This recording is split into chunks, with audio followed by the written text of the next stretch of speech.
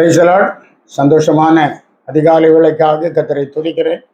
அதிகாலையில் என்னை தேடுகிறவர்கள் என்னை கண்டடைவார்கள் என்று ஆண்டவர் சொல்லுகிறார். மெய்யாகவே இந்த காலை வேளையில கர்த்தர் நம்மோடு இருந்து அவருடைய பிரசன்னத்தினால் நம்மை நிரப்புகிற தேவன் என்கிறத அருமையான தேவ பிள்ளைகளாகிய நீங்கள் அறிந்திருக்க வேண்டும். விசுவாசத்தோடு கர்த்தரை ஆராதிப்போம். என் நாமத்தை பிரஸ்தாபமாக்கும் எந்த ஸ்தானத்திலும் நான் வந்து உங்களை ஆசீர்வதிப்பேன் என்று கர்த்தர் சொல்லுகிறத பார்க்கிறேன்.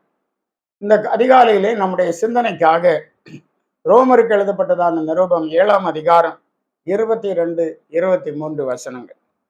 உள்ளான மனுஷனுக்கு ஏற்றபடி தேவனுடைய நியாயப்பிரமாணத்தின் மேல் பிரியமாயிருக்கிறேன். ஆகிலும் என் மனதின் பிரமாணத்துக்கு விரோதமாய் போராடுகிற வேறொரு பிரமாணத்தை என் அவயவங்களில் இருக்க காண்கிறேன்.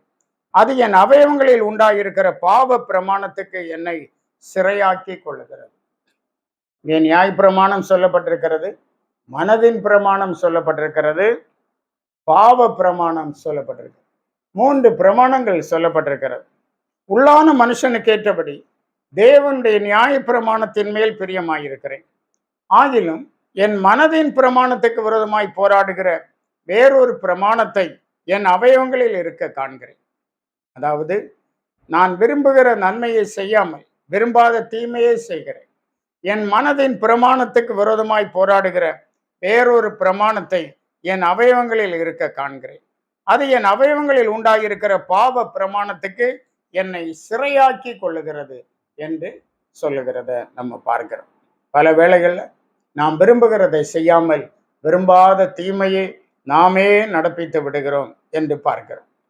மானபடியால் நன்மை செய்ய விரும்புகிற என்னிடத்தில் தீமை உண்டு என்கிற ஒரு பிரமாணத்தை காண்கிறேன் என்று அவர் சொல்லுகிறார். ஆகவே பவுல் தன்னை ஒரு நிர்பந்தமான மனுஷன் என்று சொல்லுகிறார். நிர்பந்தமான மனுஷன் நான், இந்த மரண சரீரத்தின்று யார் என்னை விடுதலை ஆக்குவார் என்று கேட்கிறது. அருமையான தேவ பிள்ளைகளே, மாம்சம் ஆவிக்கு விரோதமாகும், ஆவி மாம்சத்துக்கு விரோதமாகவும் போராடுகிறது. மாம்சம் பலவீனமானது, ஆவி உற்சாகம் உள்ளது. ஆவி ஆண்டவருடைய காரியங்கள்ல தெய்வீக பிரமாணங்கள்ல வாஞ்சை கொள்ளுகிறது. ஆனால் மாம்சம் என்ன செய்கிறது? பலவீனமாயிருக்கிறபடியினாலே மாம்சத்துக்கேற்ற கிரியைகளை வெளிப்படுத்துகிறது. இந்த காலை வேளையிலே நாம் ஆவியினாலே மாம்சத்தின் கிரியைகளை அழிப்பதற்கு நாம் அறிந்திருக்க வேண்டும்.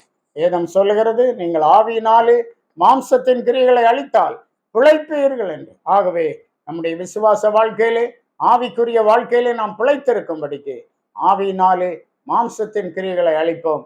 ஆண்டவருக்கு பிரியமாய் வாழ்வோம். அவருடைய சித்தத்துக்கு ஒப்பு கொடுப்போம். கர்த்தர் உங்களோடு இருப்பாராக. ஜெபிப்போம்.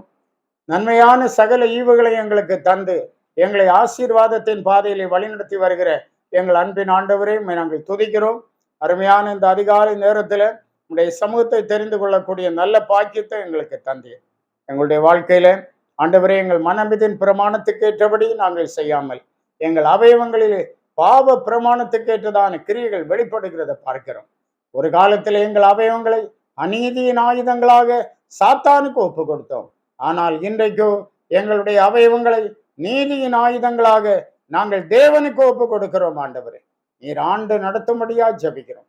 நாள் முழுவதும் கர்த்தருக்கென்று பரிசுத்தமாய் உடைய பிள்ளைகள் காணப்படட்டும். இவர்களை ஆசீர்வதியும். இயேசு மூலம் கேட்கிறோம் பிதாவே. ஆமேன், ஆமேன். God plus.